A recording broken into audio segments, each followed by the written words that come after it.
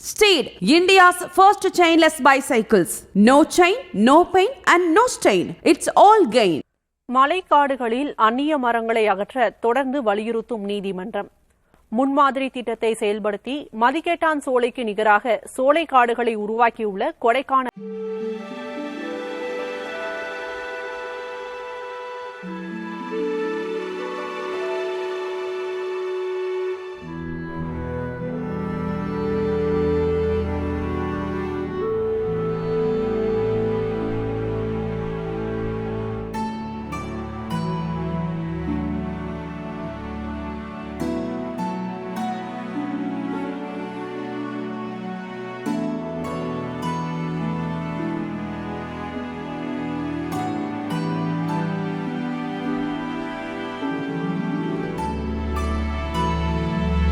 வகைகளான சவுக்கு, குங்குலியம், pine உள்ளிட்ட மரங்களை அகற்ற வேண்டும் என்று உயர்நீதிமன்றம் தொடர்ந்து அரசை வலியுறுத்தி வருகிறது.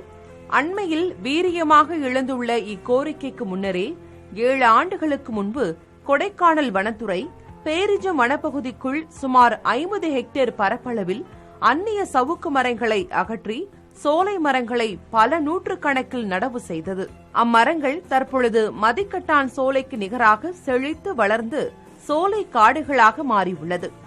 அதனையடுத்து தற்பொழுது பேரிஜம் தீ கண்காணிப்பு கோபுரம் அருகில் 2வது கட்டமாக 50 ஹெக்டேர் பரப்பளவில் சவுக்கு காடுகளை அகற்றி சோலை மரக்கன்றுகளை நடவு செய்து வனத்துறை பராமரித்து வருகிறது.